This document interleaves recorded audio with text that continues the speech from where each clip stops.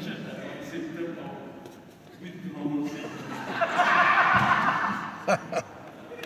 Speaker, thank you for allowing me to participate in the debate on Dewan Undangan Negeri Composition of Membership Bill 2014. This bill seeks to increase the membership of this Dewan from 71 to 82.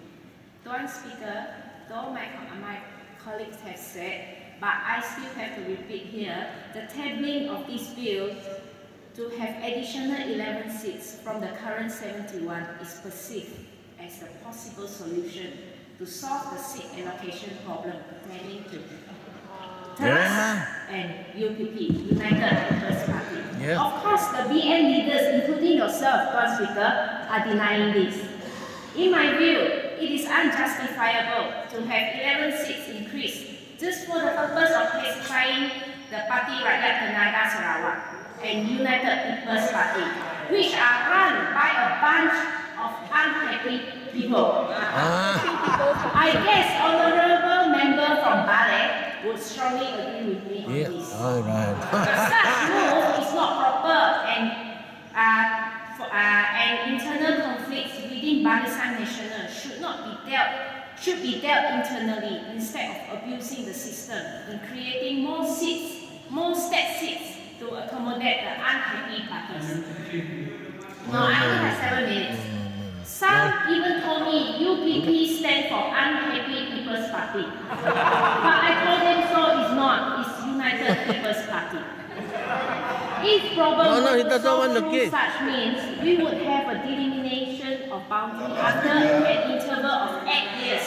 Should some YB from the PN side quit their parties and decided to form a new party due to internal fighting and claim to be PN friendly.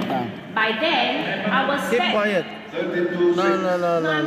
Listen in silent. Listen in silent. It must be listen in silent. No. We are very unhappy, I guess. No member should include improper motives any other member or make any statement or allegation which the said member is not prepared to substantiate. Can you substantiate? First Speaker, if you have heard me correctly, I did not say Bawang Asanis and member mentioned. What I was saying is UPP and TERAS because they break away from Barisan Nasional. They are not happy with Barisan. Nothing to do with Bawang Asan. They come up with their own party. So I am not imputing any improper motive on Bawang Asan. You commit an offence. No offense. No, you offense. And Speaker has heard me very clearly that I am not imputing any improper motive on you.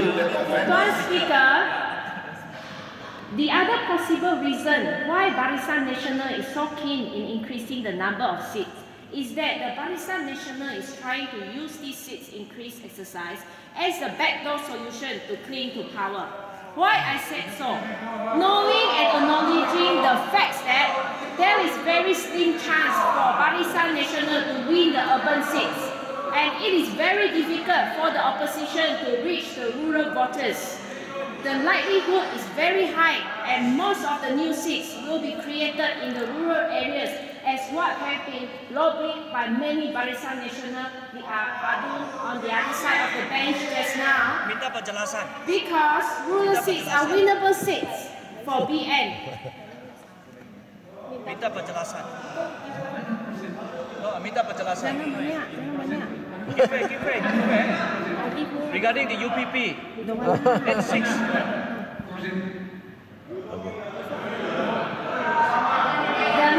The likelihood is very high that most of the new seats will be created in the rural areas because rural areas are winnable seats for Barisan Nasional.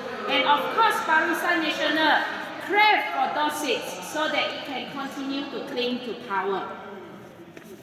Speaker, it is sad to note that our Barisan Nasional government always has a tendency and a habit of keeping most things under wraps.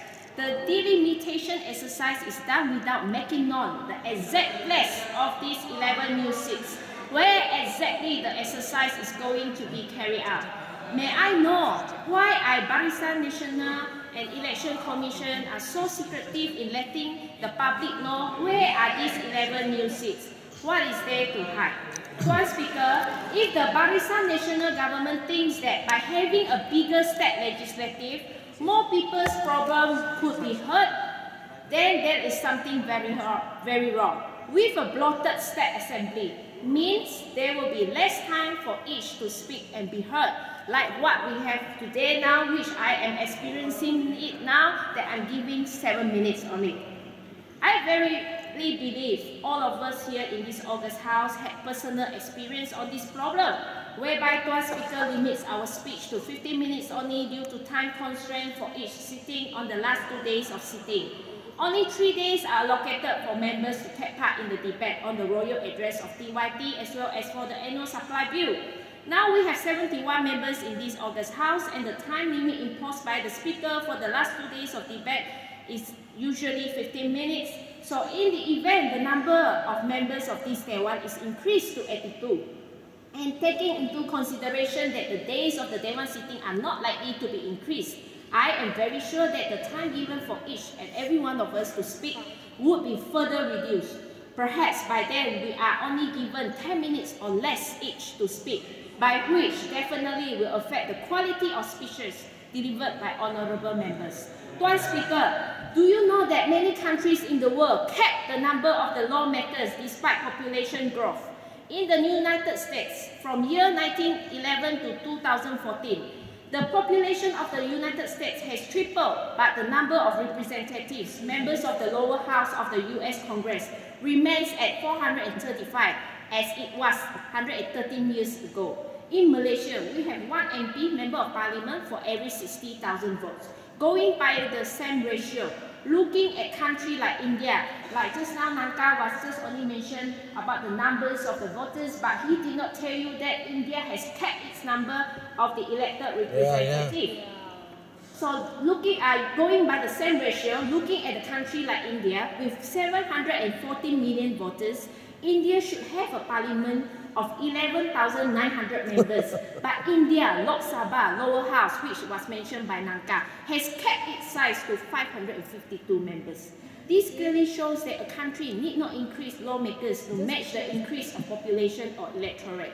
I strongly of the view that the same spirit should also apply to our state. To have a king-size Dewan is not only expensive, by incurring extra financial expenditures and thus wasting public funds, but also weaken the honourable members' role and space in the legislative process, and therefore undermine parliamentary democracy. I verily believe Tuan Speaker is fully aware that for year 2015, it will take up a total estimate of 16.7 million from our state budget to pay the emoluments and operating expenditure of this Dewan.